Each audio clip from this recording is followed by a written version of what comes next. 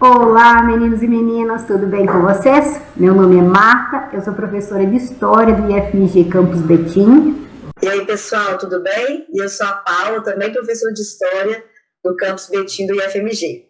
Hoje a gente vai resolver aqui mais uma questão da prova da Unicamp, a questão de número 72. A Marta vai ler a questão e eu vou comentar com vocês hoje. Vamos lá, Marta. Vamos lá, então a questão de número 72 do ingresso agora em 2022, tá? Da primeira fase. No Brasil, um exemplo de história que precisa ser narrada é a dos movimentos em defesa dos direitos que hoje reconhecemos como movimentos LGBTQIA+. Tais movimentos eclodiram como um ato de resistência em plena ditadura civil-militar, marcada pela repressão e por ideias conservadoras. Naquele contexto, a busca por visibilidade passou a ser compreendida como um dos elementos fundamentais para a conquista da cidadania.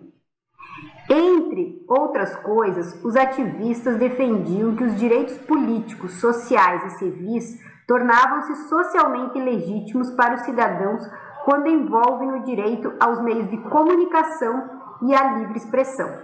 E esse é um trechinho ali do livro do Vinícius Ferreira e do Igor Sacramento, Movimento LGBT no Brasil, publicado em 2019.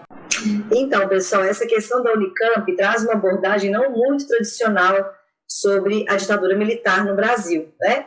A gente vê várias questões trazendo debate sobre as divergências políticas, grupos que se opuseram, né, à ditadura, buscando a reconquista da democracia, organizações de luta armada, também com orientações socialistas, combatendo a ditadura, a formação de partidos como o MDB, que era um partido de oposição, e aí pessoas orientadas por uma postura política liberal, também buscando a retomada da democrática e o fim da ditadura. Então, normalmente, as questões que abordam a ditadura militar no Brasil fazem referência às discussões sobre os enfrentamentos políticos, as divergências políticas e os grupos que vão surgir para enfrentar politicamente, armadamente, a ditadura que está instituída. Diferentemente dessa perspectiva, a questão 72 da Unicamp nos mostra um outro viés da ditadura militar, que tem a ver com a sua postura moral, né? Aquilo que a ditadura tentou impor em termos de costumes, de valores e de formas de comportamento para as pessoas. Por que é isso que está por trás da questão? Porque ela sinaliza para a gente que mais do que a perseguição política, né, a perseguição aos presos políticos, pessoas que tinham ideologias diferentes, a ditadura militar também tentou impor um comportamento, inclusive sexual, na sociedade brasileira. Então, a perseguição aos casais homossexuais, a postura que era divergente, considerada divergente em termos dos valores tradicionais, associados ao que se pensava enquanto família, no contexto entre 64 e 85, também passam a ser motivos de repressão, de prisão e de desaparecimento de pessoas, né? Então, a questão 72 fala para a gente da perseguição à comunidade gay, e aí já pensando na terminologia que a gente usa no tempo presente, né? E que vai falar das diversidades de possibilidades sexuais, de comportamentos sexuais, de posturas e orientações, a comunidade LGBTQI a mais, né? O que o trechinho destacado traz para a gente é a importância que a comunidade gay, a população gay e LGBTQIA+, atribui à sua visibilidade. E por que é importante lutar pela visibilidade, tanto nos anos 70 quanto atualmente? Porque aquele grupo que não é visto não é reconhecido enquanto cidadão, né? Então, o movimento gay, desde os anos 70, reconhecendo que a ditadura fazia uma perseguição moral e tentando lutar pela sua dignidade de inclusão na cidadania brasileira, eles vão reivindicar a liberdade de expressão, a visibilidade e o reconhecimento. É disso que o trechinho está falando para a gente. Vamos para as alternativas, Marta? Vamos lá. A partir da leitura do texto, assinale a alternativa correta acerca da historicidade dos movimentos políticos identitários e de suas estratégias políticas de ação. Letra A. Esses movimentos eclodiram na segunda metade do século XX, foram perseguidos e silenciados pela ditadura militar e retornaram à cena pública após a instauração do regime democrático. Gente, a questão pede para a gente analisar a historicidade dos movimentos políticos identitários.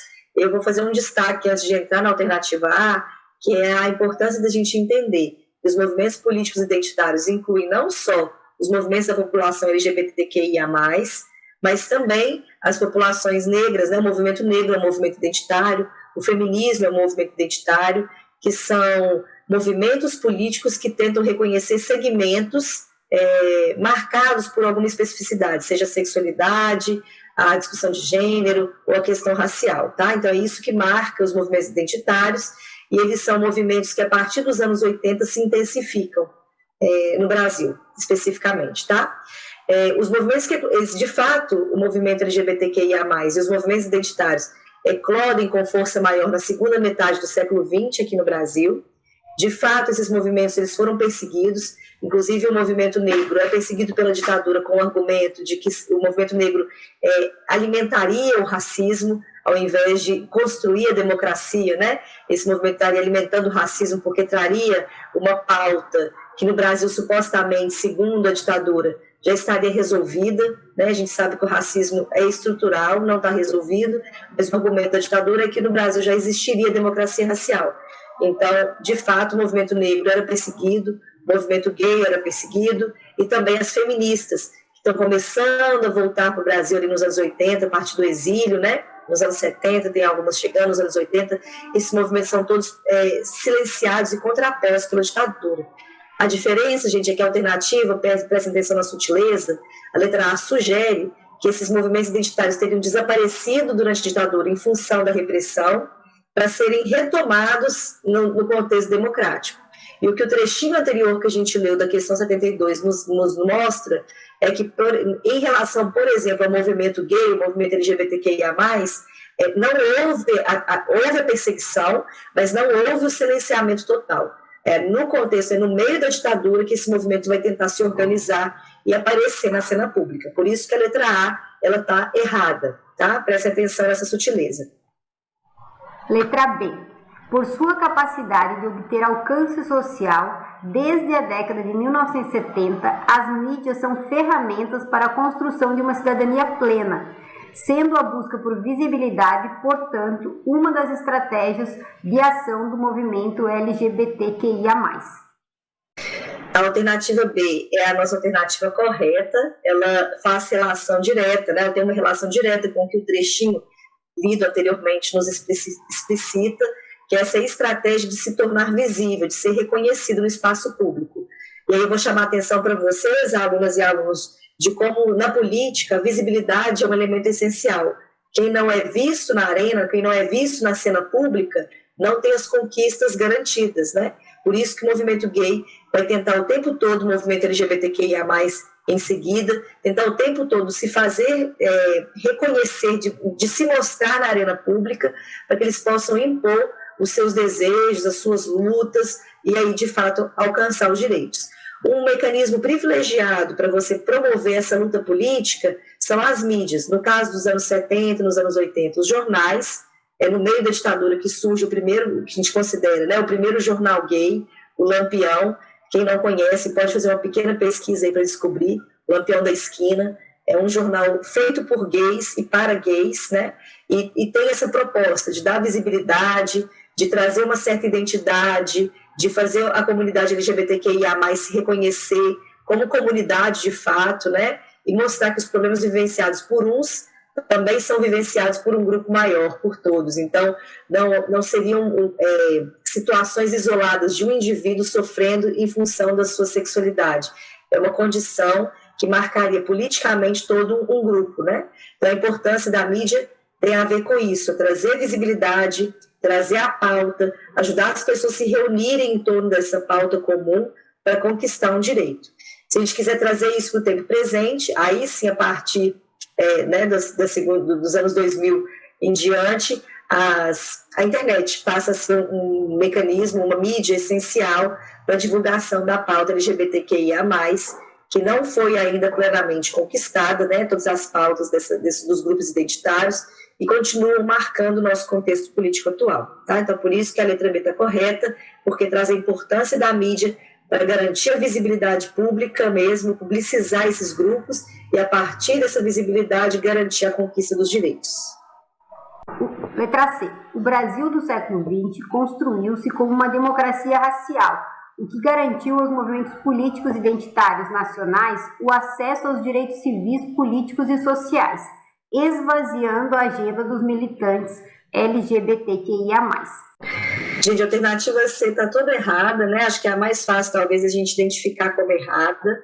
A democracia racial, essa expressão se refere, para aqueles que não sabem, a uma suposta construção da igualdade, do fim das hierarquias de raça no Brasil. E, de fato, a democracia racial não foi conquistada. Ela era, no período da ditadura militar, um discurso colocado pelo governo, né? O governo dizia que o Brasil tinha alcançado a democracia racial, mas ela, de fato, não é uma conquista. Tanto é que o racismo continua a ser um dos elementos estruturais da nossa sociedade. A alternativa C ainda sugere que a conquista da democracia racial, portanto, a conquista de uma pauta do movimento negro, teria contribuído para esvaziar o movimento LGBTQIA+.